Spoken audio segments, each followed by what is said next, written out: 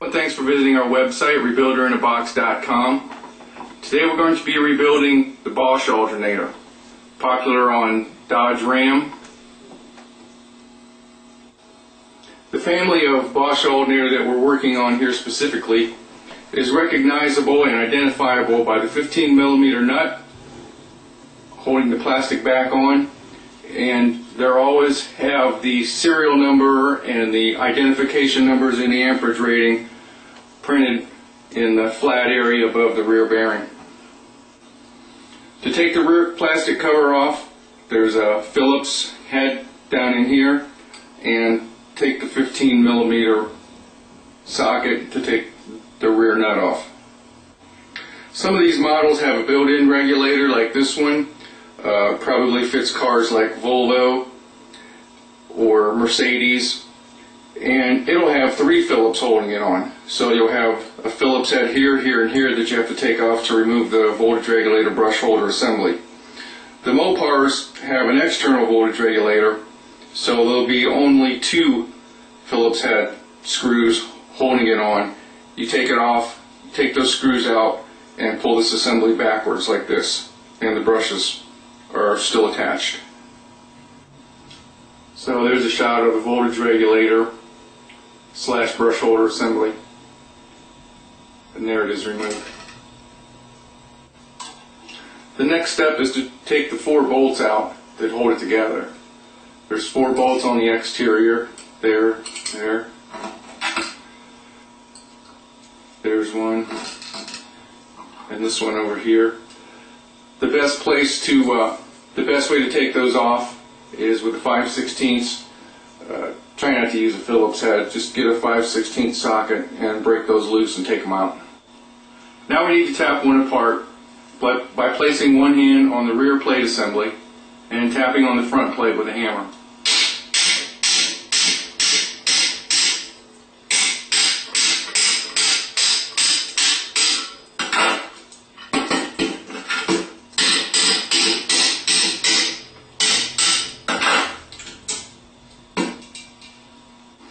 You'll notice that we removed the windings and everything with the rear plate assembly, and we're going to want to tap the rear bearing retainer out. Here's the rear bearing plastic retainer. You'll notice that the opening on it faces where the brush holder was, so when you put that back in there, you'll want to take note of that. Also, there are 3 lineup teeth that have corresponding areas underneath. Now we need to remove the rear pulley. Hold on with your left hand with a pair of gloves onto the outside diameter of the pulley. Then use a 1/2 inch impact and a 15/16 socket.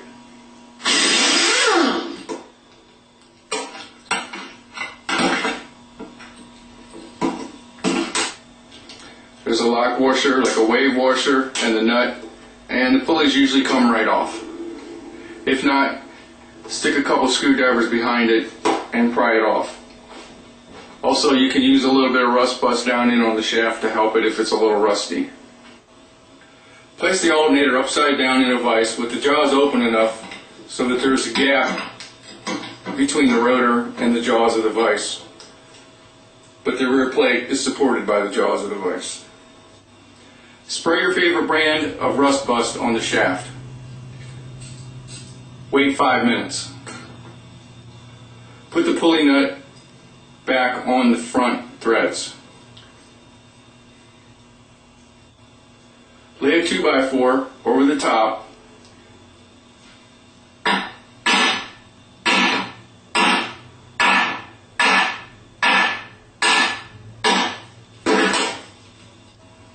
Be extremely cautious during this operation to ensure that the slip ring where the brushes ride doesn't come in contact with the adjusting bar at the bottom of the vise.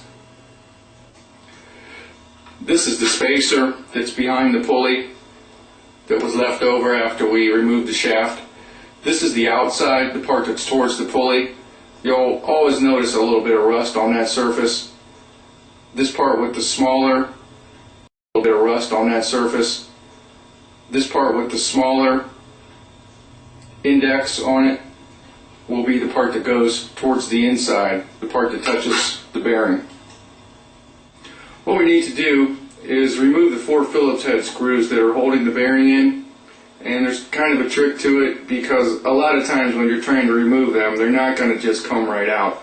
You have to more or less break them loose, and if you just try and do it without this little trick first, more than likely you're going to ruin the head and end up having to drill out in it. So what we do is tap it from the rear.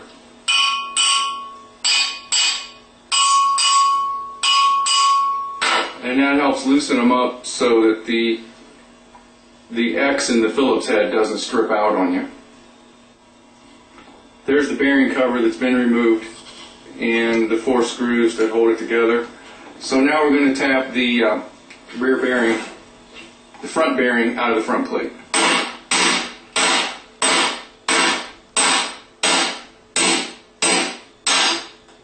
And you can use a socket to do that. You don't necessarily, unless you feel pretty sure about your skill, have to do that with the hammer itself. You can put a 3/4 socket on it and then tap on the socket itself. At this point, what we want to do is take this plate and prepare it for the installation of the new bearing. And we're going to do that by putting it in an oven, heat it for about 20 minutes at 350, and continue with the rest of the rebuild while that's going on. Spray your favorite brand of rust bust on the inner race of the rear bearing.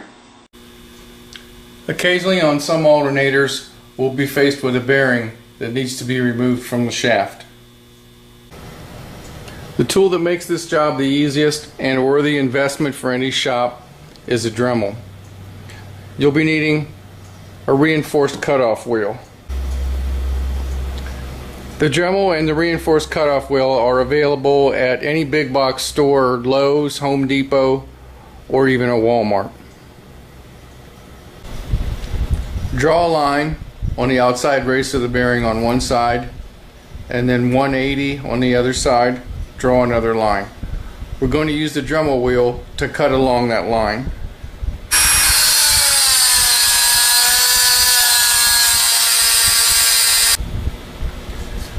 We've cut through the one side. We're going to turn it to the other side and cut the other outside half of the race.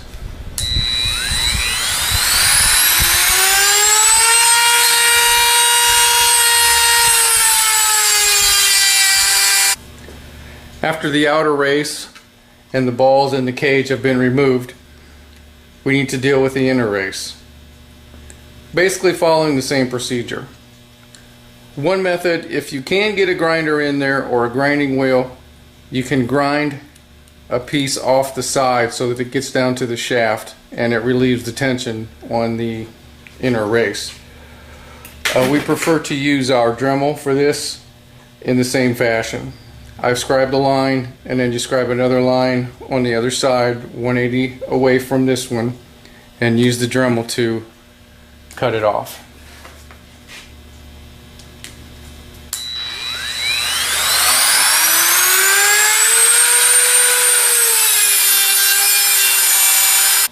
After you get it most of the way cut through, the actual race itself is so brittle you can take a chisel and just hit it quickly with a hammer and it'll shatter off. If you have a little bit of collateral damage on the shaft itself or up into the rotor body, it's of no significance. As always, eye protection is a must. Okay, the front plate has been in the oven for 20 minutes, and you can also put the new bearing in the freezer for a little while if you want to, but at that point you're ready just to drop the bearing in. Then reinstall the bearing cover and the 4 bolts after the unit is cooled. We're going to clean up the slip ring on the rotor. You don't actually want to take any metal off, just clean everything up a little bit with a piece of sandpaper.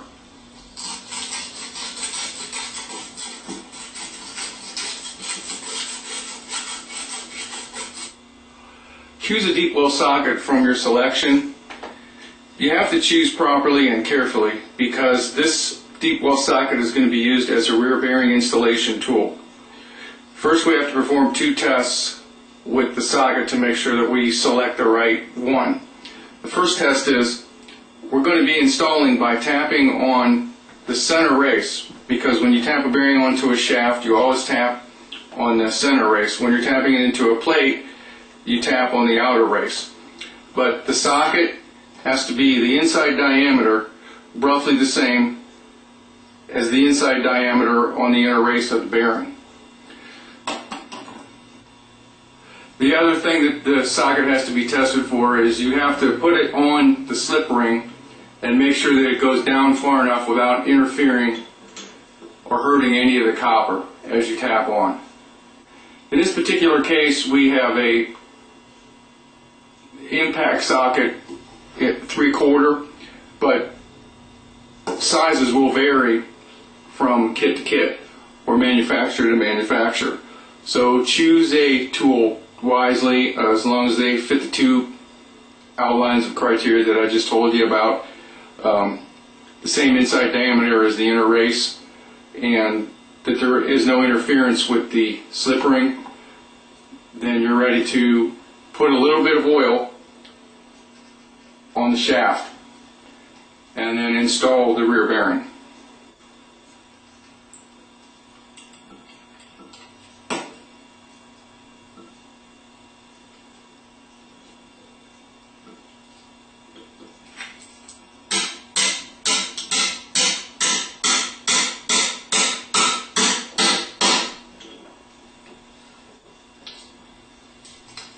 Sand the drive-in shaft so that the bearing can be installed easily. You don't actually want to remove any metal, just polish it up.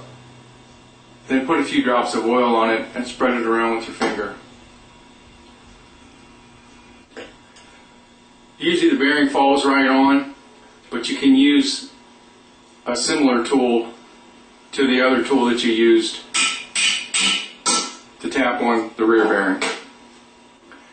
Now we're going to be installing the spacer on the drive-in behind the pulley. Remember that the biggest side goes out, and that'll be the side with the rust on it. Those go on pretty tight, so you have to use your socket tool to tap it down into place. Installing the pulley is pretty much the opposite of the way it was removed. Put the pulley on first, then the lock washer, and then get the nuts started. Use your 1/2-inch impact with 15/16 and wear a glove with your left hand. Install the new rear bearing retainer, keeping mindful that the opening for the brush holder has to face the 2 mountings for the brush holder. You can see the 3 line-up pins, which lines up on the inside of the alternator. We're tapping it in gently with the hammer handle. You can put a little bit of oil on the plastic piece to make it go in easier. Be mindful of the yellow lineup marks when you set the rear plate assembly back on the front plate assembly.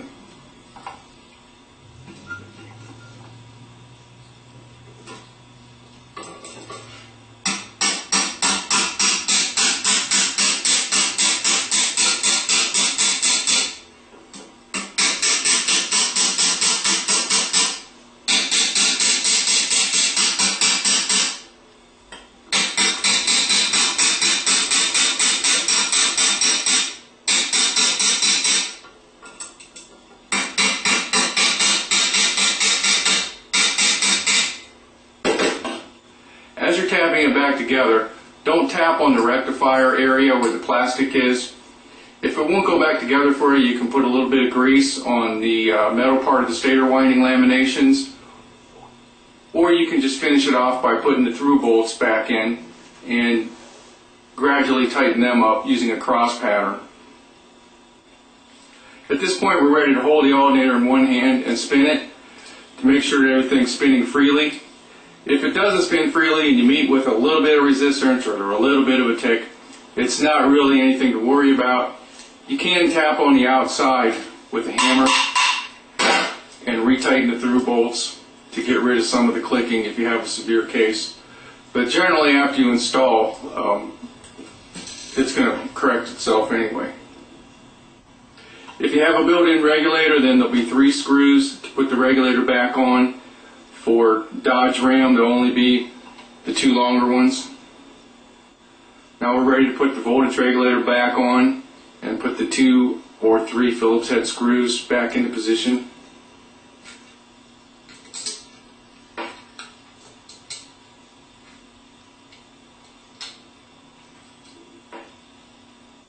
At this point, we're almost ready to put the rear cover on. Let's take a moment and make sure that all the Phillips head screws are tight. There's 2 holding the rectifier down that we didn't disturb, but we want to just assure that everything's tight there.